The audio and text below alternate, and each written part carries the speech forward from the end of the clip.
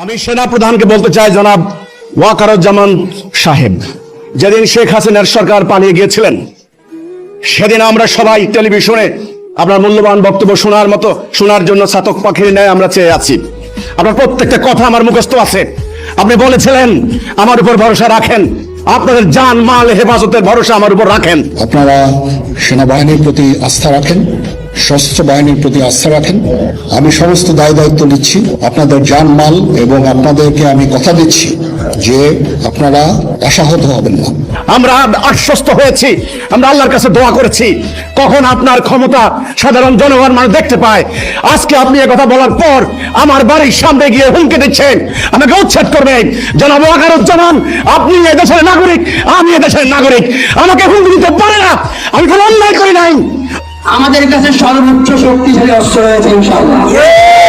কয়জন মুসলমান প্রত্যেকটা যুবক সন্তান থানা ঝড় করতে পারত?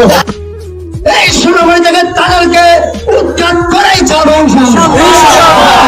আজকে যদি আমার উপর হামলা হয়, বাংলাদেশের আন্তর্জাতিক অঙ্গনে অত্যন্ত খারাপ মেসেজ যাবে। বাংলাদেশের লক্ষ লক্ষ মানুষ হুসাইন মোহাম্মদ সেলিমকে চিনেন, আমার বক্তব্য জানেন, আমি কি কথা বলি সবাই জানেন।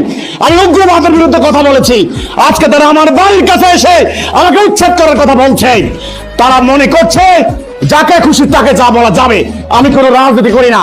কাজেই জনাব সেনা প্রধান ওয়াকারুজ্জামান সাহেব, আমি আপনার দৃষ্টি আকর্ষণ করে বলতে চাই, আপনি হস্তক্ষেপ করুন।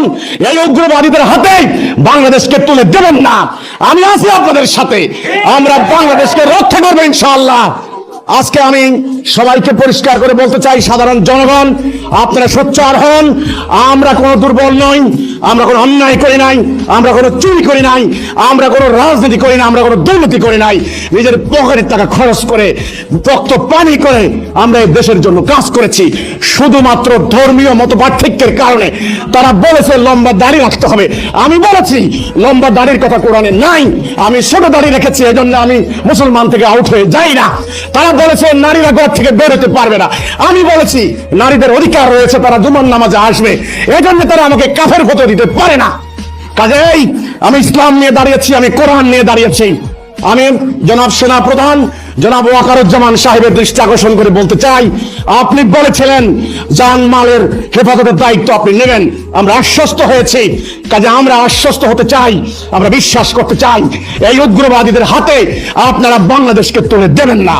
আমি সাধারণ শান্তিপ্রিয় দেশপ্রেমিক জনতাকে বলতে চাই, আপনারা এদের বিরুদ্ধে দুর্গ গড়ে তুলুন। কেউ দুর্বল হবেন না, কেউ হতাশ হবেন না। এদের সংখ্যা বেশি নয়, এরা উগ্রবাদী। এরা মনে করেছে মিথ্যা গুজব রটনা করে দিয়ে যাকে তাকে হামলা করা যায়। আমি সেরকম নই, আমি কোনো রাজনীতি করি না, আমি দেশের কল্যাণে কাজ করেছি। তাদের দু একটি মতের সঙ্গে আমার মিলে না বলেই আমাকে তারা হত্যা করতে পারে না। আমাদের শত শত নারী শিশুর জীবন সম্পদ আজকে হুমকির মুখে। আমি এই বক্তব্য আন্তর্জাতিক মহলে দৃষ্টি আকর্ষণ করছি, আমি জাতিসংঘের দৃষ্টি আকর্ষণ করছি, জাতিসংঘের মহাসচিবের দৃষ্টি আকর্ষণ করছি। আমার বক্তব্য ইনশাআল্লাহ সারা দুনিয়ার মানুষ একদিন জানবে হিজবুত তাওহীদ নামক একটা নির্দোষ নিরপরাধ এই সদস্যের উপরে, আন্দোলনের উপরে কি অত্যাচার চলছে বাংলার জমিনে। ইনশাআল্লাহ একদিন দুনিয়ার মানুষ জানবে। কাজেই আমি সবাইকে বলতে চাই, এই উগ্রবাদীদের বিরুদ্ধে আপনারা সোচ্চার হন। এদের অপপ্রচারে, এদের হুমকিতে আপনারা প্রভাবিত হবেন না। হিজবুত তাওহীদ প্রকৃত ইসলামের কথা বলে। ইনশাআল্লাহ কলেমা তাওহীদ, লা ইলাহা ইল্লাল্লাহ, আল্লাহর বিধান ছাড়া কারো বিধান মানি না, এই আমার বক্তব্য থাকবে ইনশাআল্লাহ।